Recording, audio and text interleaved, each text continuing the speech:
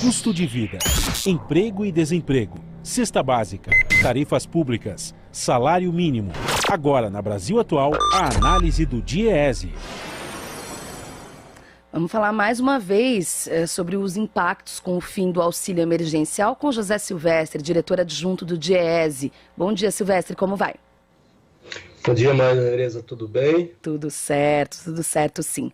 Bom, são algumas pesquisas que fazem algumas projeções referentes ao fim do auxílio emergencial, que indicam que se nada for colocado no lugar para amparar os mais vulneráveis, até 3,4 milhões de brasileiros a mais podem cair na extrema pobreza. É o que indica, então, essa pesquisa do especialista em política social Vinícius Botelho, publicada pelo Instituto Brasileiro de Economia da Fundação Getúlio Vargas. Silvestre, queria primeiro que você explicasse essa questão da mensuração da extrema pobreza e como avaliar o contexto, né, desses números. Então, Maria Tereza, bom, esse digamos assim, o capítulo dessa novela que se arrasta há mais de 2 meses, né, que é o debate acerca do auxílio emergencial, né? A expectativa agora, com as novas mesas diretoras da Câmara e do Senado que foram eleitas, a avaliação que parece que vai ter o auxílio emergencial, né? Pelo menos é o que a gente ouviu aí do novo presidente do Senado. Mas, enfim, porque, veja, a definição aí da linha de pobreza, né, ela define, aí é uma metodologia do Banco Mundial, que estabelece um valor monetário que, por exemplo, até ali abaixo de R$ 89,00 é considerado a extrema pobreza, né? E aí isso é o critério, por exemplo, utilizado, inclusive, pelo Bolsa Família para determinar os valores pagos. Então, os estudos têm demonstrado, esse da IWGV e outros, que se você não tiver o auxílio emergencial ou qualquer outro mecanismo que o substitua, você tem, de fato, você vai jogar um conjunto de milhões de brasileiros para extrema pobreza, né? Por quê? Porque essas pessoas perderam a renda que tinha com a pandemia, e a renda que eles passaram a oferir foi a renda oriunda do auxílio emergencial. Com o fim do auxílio emergencial, quer dizer, não tem alternativa. Então, é isso que vai acabar acontecendo caso não haja nada no lugar do auxílio emergencial. Ou seja, aumento da pobreza, aumento da extrema pobreza, aumento da desigualdade, enfim. Esse é o cenário que está posto. Daí a necessidade de ter uma alternativa para que compense, né, em alguma medida, essa perda de renda que as pessoas tiveram, né? Então, esse é o debate que está posto, né, e que a gente precisa ter precisa ter uma solução, né? Todos os estudos também já demonstravam antes, não só o que significa não ter renda, mas também o que é que o auxílio emergencial significou em termos do impacto que ele teve na economia. Nós, em outros momentos, já tratamos um pouco disso. Então, é necessário que se tenha a retomada do auxílio emergencial, no mínimo, para o primeiro semestre do ano. Certo, e isso vai estar, claro, condicionado a outro debate urgente no Congresso, que é a aprovação do orçamento, né? Que estamos em fevereiro e ainda não com o orçamento aprovado. Eu queria saber, outra coisa aqui, discutir com você, é o seguinte: a pandemia agravou a desigualdade, mas não inventou a desigualdade, né?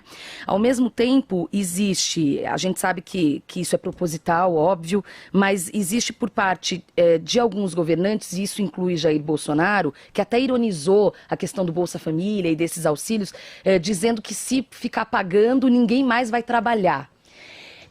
Por que, na sua avaliação, existe, e é uma deturpação, né, do significado do que são esses programas de distribuição de renda? Por que acontece isso na sua avaliação? Então, isso depende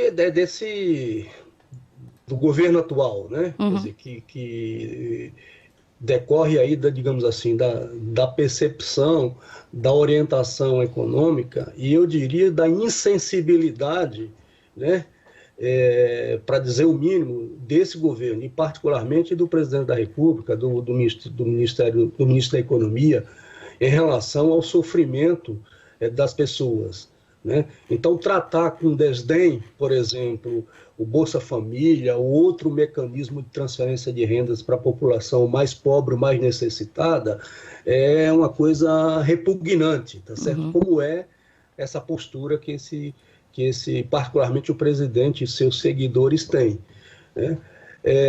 Mas isso, enfim, o que nós temos que, eu acho que o que tem que ser feito é a luta nos mais diversos campos, onde for possível, para poder restabelecer o auxílio emergencial, insisto, um outro mecanismo. Porque o que acontece, Maria Tereza, é o seguinte, você tem razão, a pandemia, ela não inventou a pobreza ou a desigualdade. A pandemia apenas acentuou a pobreza e a desigualdade.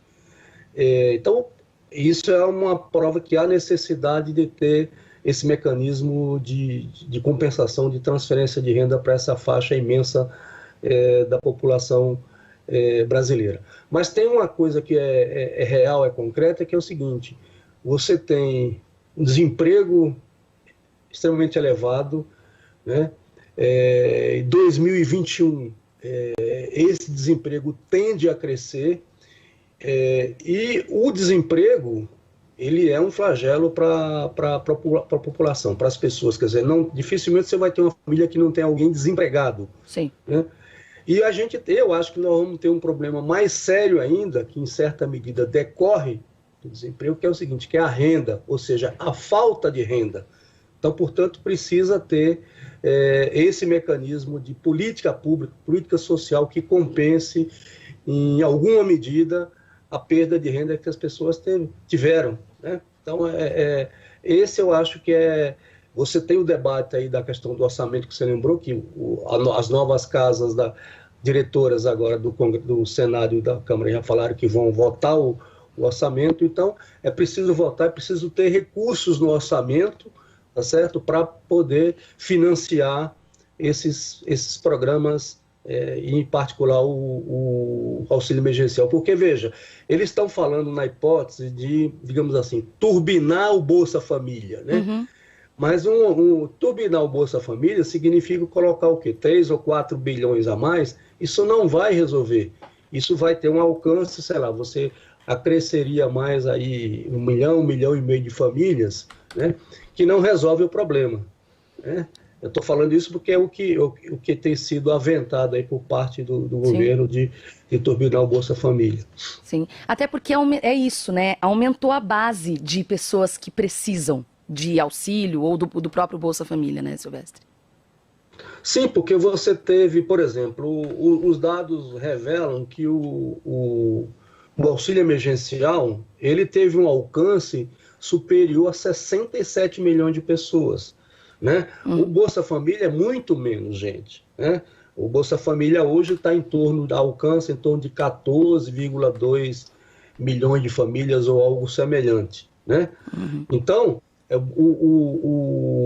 aí, além disso, Maria Tereza, o valor, o montante, né? O Bolsa Família aproximadamente, o orçamento do Bolsa Família é aproximadamente 32 bilhões de reais. O auxílio emergencial no ano passado, de abril a dezembro, foi próximo de 300 bilhões de reais, né?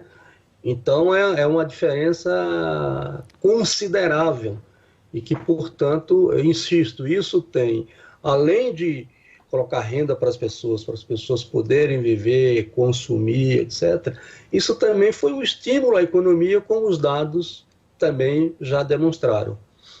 Tá certo. José Silvestre, diretor adjunto do DIEESE, comentando então os impactos do fim do auxílio emergencial, caso nada seja colocado no lugar. Silvestre, bom dia, bom final de semana, muito obrigada e até a próxima. Bom dia, Maria Tereza, para você também.